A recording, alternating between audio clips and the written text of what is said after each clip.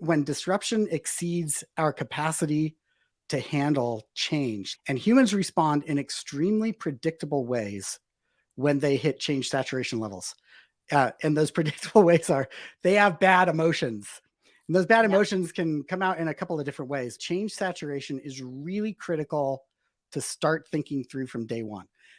You're gonna have time and quantity, and when you're 50% done with the time for the project, you should be done 50% of the way through the. But then how it actually goes is that it's on a curve. Like first of all, so that means that when I was doing this work, I would get called in at the 25% way into the project because we'd only be 8% of the way through.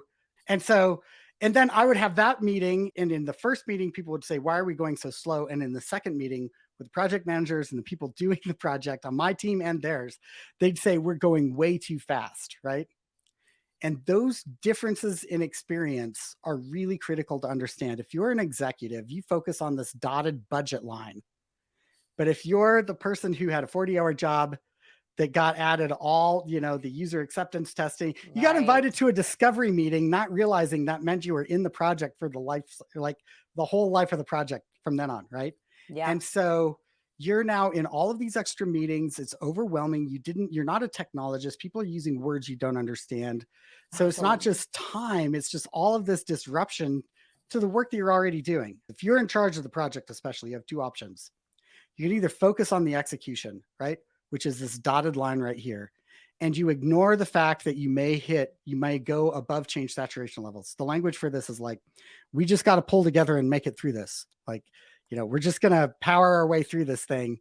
And then what happens is that you're basically sacrificing people's mental health to hit this arbitrary finish line. I don't think that they realize they're doing that.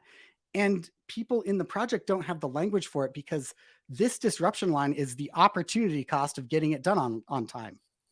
And it's invisible. Yeah, I use this example when I was talking to somebody the other day about, for me personally, I cannot go to a gym where somebody yells at me as part of the training. I am that person who's like, oh, you're going to yell at me. I am hard out, done, instantly done. The last thing you want is a $200,000, implementation that everybody's instantly like, I am done before you even really get started. Like the feelings don't go away that are created during some of this process, right? Or it's going to take a lot of work. You all need therapy. 100%. In fact, oh man, like you're nailing it. Because the whole promise of all of this, when somebody says we just got to push through, what they are saying is if we do a lot now, it'll be way easier in the future. That is the whole promise of technology, right? Is Yeah. that your disruption is going to go down. And actually, the whole point of technology is to create more change capacity, right? So that you can handle more disruption as an organization. So the outcome of all of that is that exactly what you said. The disruption doesn't go down. It stays high. You've got a 6-figure project in 18 months and a bunch of people that are really mad at the technology. They're confused by it. They don't want to use it and decide kind of as a group they're not going to. Good luck with that, right? We are herd animals. We're community people.